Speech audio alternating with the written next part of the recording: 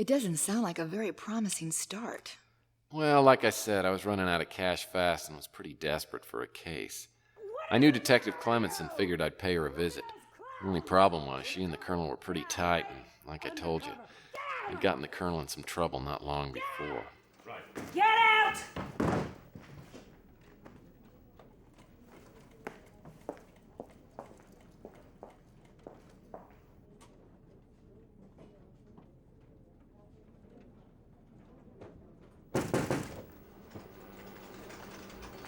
You busy? If it isn't Tex Murphy.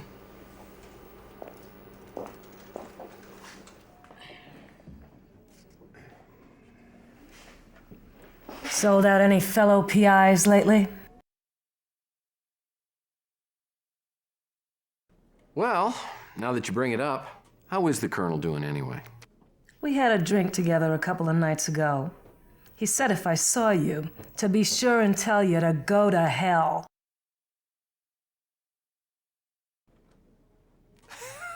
Colonel, he is such a sweetheart. You believe it? Speaking of which, how have you been?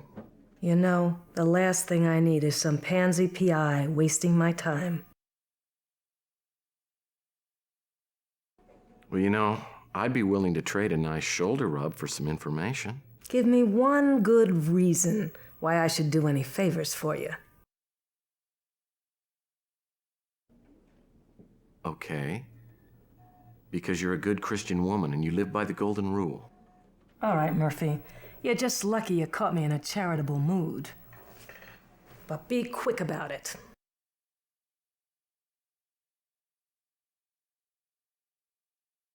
Six witnesses saw Linsky take the dive. Their stories matched up and they all checked out. And they all ID'd Linsky. Not exactly. None of them were close enough to make an absolutely positive ID, but they described his general appearance, build, and clothing. Body wasn't found for a couple of days. Wasn't in the best shape when we fished it out of the bay, but we were able to make an identification using the personal effects found on the body.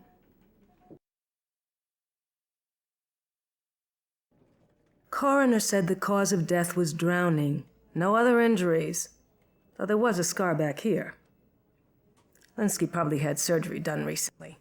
That's all. We didn't follow it up since it had nothing to do with his suicide. Standard stuff.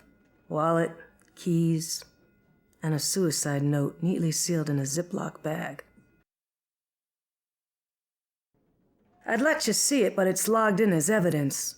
The handwriting, incidentally, was 100% match.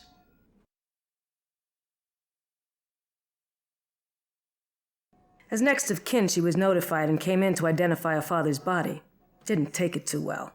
One of the uniforms had to drive her home. I'm willing to help you out because you're just getting started in the business. But don't abuse the privilege. The Colonel seems to think you've got the potential to be a good PI, once you wake up to reality and get your priorities straight.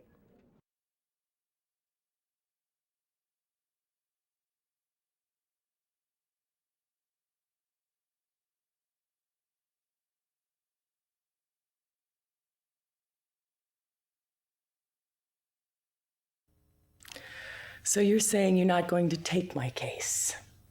Well, I don't want to take your money if I can't help you. Fine. Leave. I'm just being straight up, okay? If you won't help me, I can do what I can on my own. It certainly won't be the first time.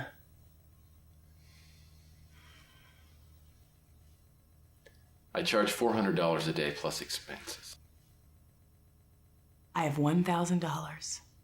If you can prove it wasn't suicide, I'll give you $10,000 later. It's a deal. Then you're gonna need to tell me everything you know so I can get started.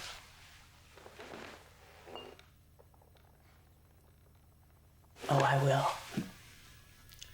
Thank you, Tex.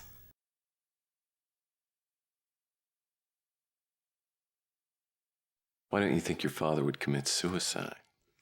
He never would have considered it. He took good care of himself, And he often told me he was going to celebrate his 100th birthday by going skydiving. Well, do you know anybody who'd want to see him dead? No, no one. Everyone liked him. He was a kind man. I know the police confirmed that the note was in my father's handwriting, but it doesn't matter. I know it had to be a forgery. My father mentioned that he had had surgery performed, but he said it was minor and didn't say any more about it. Detective Clement said you didn't pick up your father's personal effects. I really don't remember much after they asked me to identify the body. An officer drove me home, and I haven't gone back. Well, they won't release the personal effects to me, and I'm hoping I'll be able to go through them so I can see if there's any kind of lead. When we're done, I'll go pick them up and meet you back here. All I want to do is find out the truth about my father's death.